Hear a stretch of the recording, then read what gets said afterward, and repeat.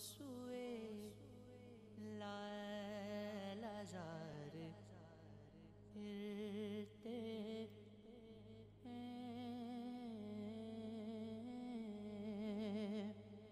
وہ سوئے لالازار پھرتے ہیں،